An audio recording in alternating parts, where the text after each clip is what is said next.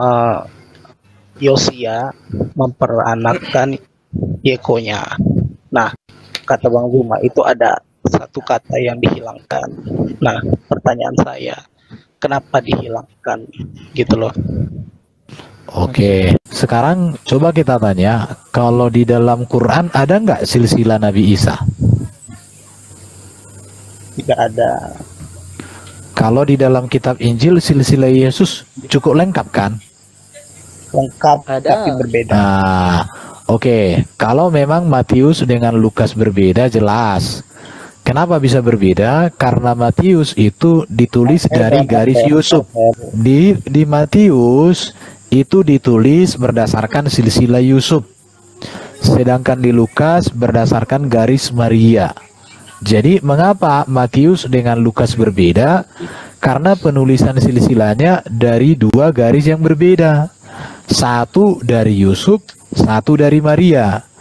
Sekarang sebenarnya gini ya, kalau ada orang berani mempertanyakan silsilah di dalam Alkitab berdasarkan apa yang ada di dalam Quran, jadi menurut saya yaitu sesuatu hal yang kurang tepat ya. Tapi saya sudah jawab. Aku tambahin, Saya sudah bro. menjawab. Boleh, bro. Oh ya, silakan. Jadi begini, pertanyaan Zuma itu kan dia melihat dari Matius 1 ayat 11 bahwa Yosia kan memperanakan Yeyoka. Itu pengertiannya kenapa si Matius itu menulis itu?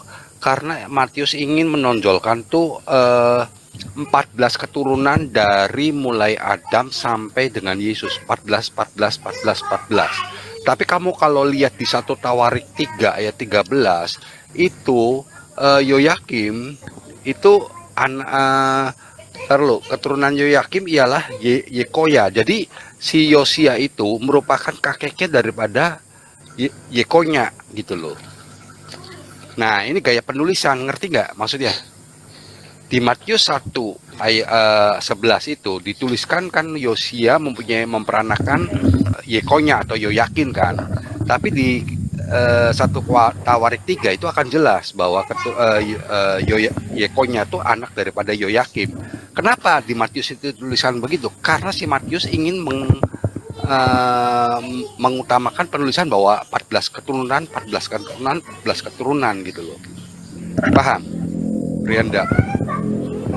Kamu baca Oke, jawaban yang sangat luar biasa, silakan. Ya. Jadi intinya nama yang tidak dicantumkan di situ berarti Yoyakim ya. Di sini cuma ditulis Yosia memperanakan Yekonya dan saudara-saudaranya pada waktu pembuangan ke Babel. Tadi kan sudah dijelaskan sama Pak John Timothy kan Pak Bos, bahwa di dalam Injil Matius itu penulis Injil Matius. Makanya ya, kita sepakatin dulu, berarti kan yang tidak dicantumkan di situ Yoyakim, ya kan? Ya, tidak masalah. Ya, betul. Kenapa nama Yoyakim itu tidak dicantumkan di situ? Itu loh. Sedangkan kan tadi udah dijelaskan. Itu anak per anak. Kenapa ketika Yosia, kenapa langsung dilengkahkan ke Yekonya? Kan tadi udah saya bilang, saya udah kamu nggak dengerin tadi, saya udah jelaskan. Ya kan itu keturunan di atasnya itu kan itu semua anak gitu kan. Nah, kenapa ketika Yosia itu langsung kepada cucunya gitu? Kenapa tidak ke Yoyakim dulu gitu? Itu kan udah dibilang bahwa Matius ingin penulisannya itu 14 keturunan dari Adam sampai Abraham sampai ke Daud, dari Salomo sampai ke Yesus itu. Jadi dia pengen 14, makanya itu di gaya bahasanya dia memakai bahwa memperanakan berarti bukan berarti anak loh. Itu gaya bahasa Yahudi sering begitu loh. Makanya di artinya kan jelas. Artinya di satu sisi gini juga, kalau ibaratnya kita di dalam Injil Matius itu kan datanya sangat lengkap lah. Kalaupun ibaratnya ada satu orang yang tidak dituliskan, itu tidak serta-merta membuat Injil itu jadi salah. Bagaimana dengan Quran yang diklaim Isa sebagai Yesus? Tidak ada 5 pun silsilah dari dia yang dituliskan, 5 pun nggak ada. hanya Imran, Maryam, baru langsung Isa, cuma 3. Karena gini ya, karena gini Jadi ya. artinya dirimu terlalu berani untuk mengkritisi itu. Oke, silakan tanggapi. Tapi poinnya bukan di situ Pak Erben. Kan pertanyaan Poinnya saya, di mana? kenapa nama itu dihilangkan? Bahkan sudah dijawab tuh, karena Matius ingin menceritakan juga 14 keturunan, kan seperti itu kan. Nah, ternyata data, lagi-lagi karena saya bukan menghafal kitab Anda, saya tidak hafal dan saya hanya, jadi ada itu di Dua Raja-Raja atau kalau nggak salah ya. Dua Raja-Raja. Yoyakim itu dikutuk. Dia bahwa keturunan dari Yoyakim itu tidak akan pernah duduk di tahta Daud. Nah, itu gimana menurut Chan Erben? Di mana ayatnya? Ya berarti Anda belum pernah baca kan? Bukti Anda nggak tahu. Sudah. Cuma kan biar lebih jelas kalau lupa bertanya gitu kan loh. pakai Kita kan masih dalil. manusia. Silakan, kita nggak- silakan Jo. Silakan dijelaskan. Di situ kan dijelaskan Yoyakim itu dikutuk. Ya kan, dikutuk bahwa keturunan dari Yoyakim itu tidak akan pernah duduk di tahta Daud. Sedangkan Yesus itu adalah keturunan dari Yekonya. Yekonya itu anak Yoyakim. Silakan Anda jelaskan. Jadi gini ya, kalau di dalam kitab PL itu memang ada satu orang yang sempat dikutuk bahwa kamu tidak akan memiliki keturunan. Tetapi pada akhirnya dia bertobat sehingga tetap bahwa keturunannya itu disebutkan. Jadi ketika Injil Matius menuliskan nama anak Yoyakim itu menegaskan bahwa kutuk yang diberikan kepada Yoyakim itu sudah digagalkan, batal kutuk itu karena pertobatannya.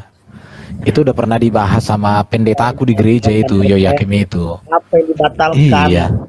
Ada bertobat. Loh, bertobat dia kemudian. Karena kalian harus membaca ya, membaca secara teliti itu. Tunjukkan ayat. Iya, Karena tenang yang- kamu. Yang saya temukan hanya Yoyakim itu dikutuk, ya kan? Keturunannya tidak akan pernah duduk di tahta Daud. Sedangkan Yesus disebut sebagai keturunan dari Loh. Yekonya, anak Kamu Yoyakim. kamu tidak baca utuh ya. Oh ini. Dan fakta terjadi. Coba Yesus memang kita lihat. Bentar. sadar. Oke. Yoyakin benar. Baru perikopnya aja Raja Yehuda. Yoyakim Tidak itu tahu. memang ada seorang yang pernah dikatakan kau tidak akan keturunan. Tetapi kemudian dia itu memiliki keturunan. Kenapa? Nanti dulu Erben. Waduh. Ini tadi siapa yang ngomong? Yoyakim itu Raja Yehuda. Ya, emang Yoyakim itu Raja Yehuda. Memang Bapak kira Yoyakim itu siapa? Loh, terus? Oke ya. Di surah berapa itu, Bro? 1 Tawarik berapa itu? Yoyakim. Raja-raja. Oke, 2 raja-raja. 23. 2 raja-raja ayat 23. 23. Ya. 2 raja-raja 23. Kalau dibaca memang Yoyakim itu ya. Yoyakim berumur 25 tahun pada waktu ia menjadi raja dan 11 tahun lamanya ia memerintah di Yerusalem. Nama ibunya ialah Zerubabel binti Pedaya dari Rumah. Ia melakukan apa yang jahat di mata Tuhan, tepat seperti yang dilakukan oleh nenek moyangnya. Dalam zamannya majulah berperang Nebukadnezar Raja Babel, lalu Yoyakim menjadi takluk kepadanya 3 tahun lamanya. Tetapi kemudian Yoyakim berbalik dan memberontak terhadap dia. Tuhan menyuruh gerombolan-gerombolan Kasdim, gerombolan-gerombolan Aram, gerombolan-gerombolan dan gerombolan-gerombolan Bani Amon melawan Yoyakim. Ia menyuruh mereka melawan Yehuda untuk membinasakan sesuai dengan firman Tuhan yang diucapkannya dengan perantaraan para hambanya, yaitu para nabi. Sungguh hal itu terjadi kepada Yehuda sesuai dengan titah Tuhan untuk menjauhkan mereka dari hadapannya oleh karena dosa Manasye setimpal dengan segala yang dilakukan, dan juga oleh karena darah orang yang tidak bersalah yang telah ditumpahkannya, sebab ia telah membuat Yerusalem penuh dengan darah orang yang tidak bersalah, dan Tuhan tidak mau mengampuninya. Selebihnya dari riwayat Yoyakim dan segala yang dilakukannya, bukan semuanya tertulis dalam kitab sejarah Raja-Raja Yehuda. Kemudian Yoyakim mendapat perhatian bersama-sama dengan nenek moyangnya, maka Yoyakim anaknya menjadi raja menggantikan dia. Raja Mesir tidak lagi keluar berperang. Itu Yoyakim ya. Kita lihat di pendingan 2 Tawarik 36. Yoyakim, Yoyakin. Yang mana Yoyakin ya? Ada juga di sini Yoyakin. Iya, Yoyakin Raja. Yoyakin Ada dua, Pak. anaknya Yoyakim, bro. Iya, Yoyakin itu ya. Yoyakin berumur 18 tahun pada waktu ia menjadi raja. Ia melakukan apa yang jahat di mata Tuhan seperti yang dilakukan pada waktu itu majulah orang Nebukadnezar. Oke, tetapi di sini ada dikatakan memang pertobatan. Cuman saya lagi cari datanya, pasti dapat. Iya. Di sini kan cuma dibilang dia melakukan hal-hal yang jahat di mata Iya. Tuhan. Enggak ada Ya, itu inilah perintah itu. dikut, kata-kata Kalian dikutuk. tidak Itu bukan dikutuk. Begini loh, kamu baca nih ya di Dwara Raja 24 nih ya. kamu baca. Nih. Coba kamu baca ketika Yoyakin berumur 18 tahun pada waktu ia menjadi raja dan 3 bulan lamanya ia memerintah Yerusalem. Nama ibunya Nehusta binti Elnatan dari Yerusalem. Ia melakukan apa yang jahat di mata Tuhan tepat seperti apa yang dilakukan ayahnya. Pada waktu itu majulah orang-orang Nebukadnezar Raja Babel menyerang Yerusalem dan kota itu dikepung. Dengerin dulu. Dikepung juga Nebukadnezar Raja Babel datang menyerang kota itu, sedang orang-orangnya mengepung. Lalu keluarlah Yoyakin Raja Yehuda mendapatkan Raja Babel. Ia sendiri, ibunya, pegawai-pegawai, para pembesar dan pegawai-pegawai istana Raja Babel menangkap dia pada tahun yang ke-8 dari pemerintahannya. Ia mengeluarkan dari sana segala barang pembenaran rumah Tuhan dan barang-barang itu. Nih, ia mengangkut seluruh penduduk Yerusalem ke dalam pembuangan. Semua panglima, semua pahlawan yang gagah perkasa, 10.000 orang tawanan, juga semua tukang dan pandai besi tidak ada yang tinggalkan kecuali orang-orang lemah dari rakyat negeri. Ia mengangkut Yoyakin ke dalam pembuangan ke Babel, juga ibunda raja. Nah, akhirnya Yoyakin ini kan dia belum punya anak, itu digantikan pamannya yaitu Sedekia. Betul kan? Itu jawabannya. Bahwa keturunan Yoya itu tidak akan menduduki kerajaan Allah. Betul. Karena kenapa? Karena Yoyakin belum kawin, belum punya anak, dan dia dibuang ke Babel oleh Raja Nebukadnezar dan digantikan oleh pamannya Sedekia. Kamu baca sampai ayat 24. Ini sudah saya jawab waktu pertanyaan si Odong Zuma. Nggak terlalu banyak yang kamu baca. Menurut kamu Yoyakim itu dikutuk kenapa? Tidak dikutuk, tidak dikutuk. Itu pertanyaan Juma, udah pernah aku jawab sendiri sama Jumanya. Kamu tanyakan sama Jumanya. Dikutuk, bro. Ayatnya dikutuk karena dia membakar kitab. Mana? Tunjukkan, tunjukkan. Kamu cari Kamu bisa dong. tunjukkan nggak? Nggak ada, gue cari ini, gue lagi baca Alkitab ini. Tidak ada. Enggak, kamu cari dulu, kamu turun, nanti aku tunggu jawabannya, kamu naik lagi. Siap. Aku turun dulu nggak apa-apa kalau kamu mau itu. Tapi jawabannya bahwa benar kalau sampai dikutuk pun betul bahwa keturunan Yoyakin tidak menduduki tahta Daud lagi. Karena kenapa? Karena si Yoyakin itu belum punya istri dan belum punya anak. Itu diangkut ke Babel. Yang pasti belum punya anak, diangkut ke Babel oleh Raja Nebukadnezar dan digantikan oleh Sedekia. Nih, kamu dengerin nih ya. Nih, aku baca ini ya. Saya cari datanya. Aku baca ini. Aku baca, jangan turun dulu, dengerin. Kemudian Raja Babel mengangkat gimana? Mengangkat pamannya Yoyakin menjadi raja, menggantikan dia dan menukar namanya menjadi Sedekia. Mengangkat matanya. Kemudian Raja Babel mengangkat matanya paman Yoyakin. 2 Raja-Raja 24 ayat 17. Menjadi raja menggantikan dia dan menukar namanya menjadi Sedekia. Jelas jawabannya. Udah dari situ Terbukti kan? udah lain. Kalau misalkan Gini saja kawan. Itu kan data dari saya. Biarkan saya turun dulu, saya cari datanya. Monggo. Monggo, silakan. Teman-teman semua. Monggo. Oke. Bentar kita tuntaskan ini, nggak apa-apa, supaya nggak bolak-balik. Bentar ya, kita cari 2 raja-raja. Karena Alkitab ini kalau dibaca semakin jelas. Itu bedanya. Semakin terbuka. Jadi kita membuka diri untuk mempelajarinya. Enggak, pertanyaan itu pernah dilontarkan memang sama Juma, bro. Biar Itu nggak iya. jadi celah juga. Dua-duanya udah aku jawab itu. Dan diem. Oke. Makanya aku berani ngomong gitu. Mantap kalau gitu.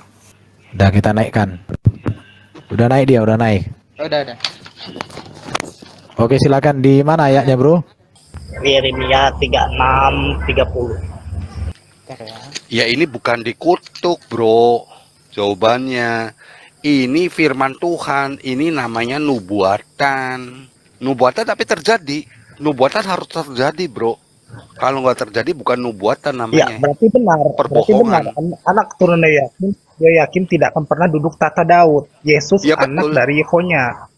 Nah, berarti Yesus Nggak tidak akan pernah salah. duduk tahta Daud. Kan Sedekia kan masih kakak itunya, pamannya. Gimana sih? Enggak. Yesus ini keturunan Yoyakim apa bukan gitu loh. Nih, aku jawabannya ya. Sebentar ya. Tadi dua raja-raja berapa ya? Aduh, lupa. Oke. Dua raja-raja berapa tadi itu? 24 Dua ya. Raja-Raja 24 ayat 6, dua Ya. Tawarik 36 ayat Ini 9. jawabannya nih. Nah, ini. Jadi kalau orang Kristen itu kan suka dengan membaca. Kita buat ya. Ini ada bukunya. Kita lihat. Nah, ini enak ini kalau kayak gini diskusinya enak. Oke, lihat ya. Oke. Ini ada bukunya itu. Dalam Yeremia 36 ayat 30 dinyatakan bahwa Yoyakim tidak akan mempunyai keturunan yang akan duduk di atas tahta Daud. Oke. Namun dalam 2 Raja-Raja 24 ayat 6 dan 2 Tawarik 36 ayat 9 kita membaca bahwa anak laki-lakinya Yoyakin menjadi raja menggantikannya. Bukankah ini suatu kontradiksi? Di sini sudah dijawab. Perlu diperhatikan, di sini kata kuncinya ya. Kata Ibrani yasat menduduki tahta digunakan untuk seorang raja. Maka kata itu menyiratkan suatu kurun waktu tertentu yang permanen, bukan kurun waktu yang begitu singkat seperti 90 hari.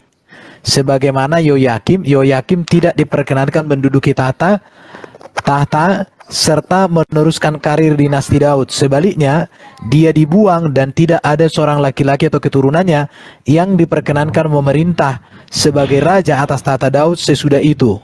Jadi memang betul bahwa Yoyakim itu tidak lagi anaknya yang melanjutkan. Bahkan Yoyakim itu juga hanya 3 bulan menjadi raja. 3 bulan saja. Setelah itu tidak ada lagi. Maka digantikan oleh yang disebutkan Pak John Timothy tadi. Siapa tadi Pak John? Zedekia. Kia. Betul. Itu kata yasat itu. Jadi yasat itu artinya permanen. Jadi memang setelah itu kan tidak permanen lagi, tapi beralih. Jelas ya? Itu ini nih penjelasan orang. Ini. Lihat ya. Ini ada. Ini. Perlu diperhatikan bahwa jika kata kerja Ibrani yasat menduduki tahta untuk digunakan seorang raja, maka kata itu menyiratkan kurun waktu yang permanen, bukan kurun waktu begitu singkat seperti 90 hari sebagai anak Yoyakim. Jadi betul yang dijelaskan Pak John Timothy tadi, udah betul. Ini silakan dilihat ini. Ya, kalian bisa lihat bukunya. Ini tulisannya, penjelasannya. Oke, bisa dibaca ya. Jadi saya sudah tunjukkan bukunya. Judulnya ini, bukunya ini nih. Silakan dibeli. Di sini sudah dijelaskan. Saya pakai buku ini. Sudah terjawab, bro. Jadi kata yasat di situ itu permanen. Sementara di sini memakai tidak permanen lagi karena hanya 3 bulan. Setelah 3 bulan diganti oleh yang bernama Zedekia. Bukan garis keturunan dari Yoyakim itu. Jadi Yehonya itu anak Zedekia gitu maksudnya. Paman. Paman, apa saudaranya ya? Pamannya. Jadi si Yoyakin tuh keponakannya Zedekia. Jadi Zedekia itu tetap itu keturunan dari Yosia. Jadi keturunan Yosia itu ada Yoyakin, ada Zedekia. Dari Yoyakin itu putus, maka diambil alih oleh keturunan Yosia juga, tapi bukan keturunan dari garis Yoyakin itu lagi. Oke? Oke. Iya, berarti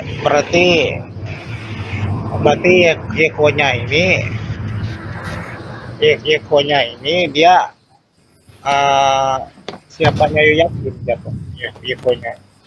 Jadi ya, jadi maksudnya ini gimana? Jadi contohnya misalnya saya punya anak saya dikutuk, maksudnya nggak anak keturunannya nggak menjadi Raja Daud, terus digantikan sama adiknya. Tapi nanti nerusin anaknya dari anak saya yang sebelumnya ini tadi gitu. Bukan gini. Si Yoyakim nih ya. Yoyakim tuh punya sepupu. Namanya tuh Sedekia atau makanya kemudian diganti jadi Sedekia. Yoyakim ini punya anak tuh Yekonya atau Yoyakin pakai N, paham? Iya, iya, tapi Yekonya anak Yoyakim. Ya berarti itu Yekonya termasuk keturunan yang tidak bisa duduk tahta Daud dong.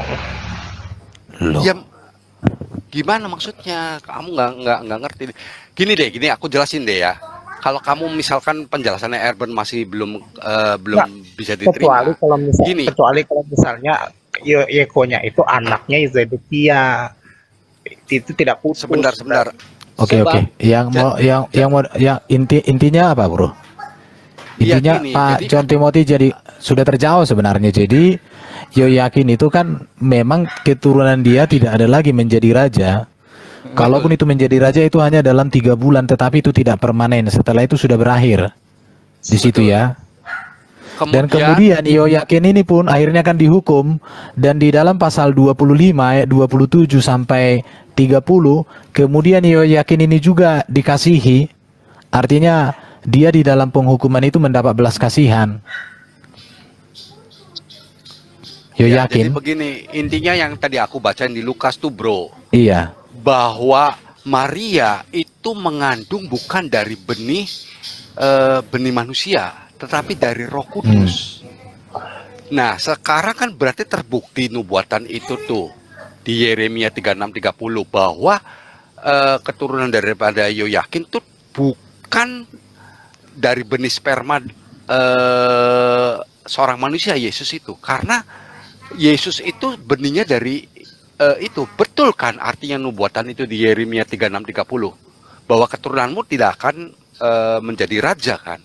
Dan terbukti kan Yoyakin cuma 3 bulan kemudian digantikan Sedekia, itu terbukti. Kedua, bahwa Maria itu, Yesus itu bukan dari benih manusia tapi dari benih Roh Kudus.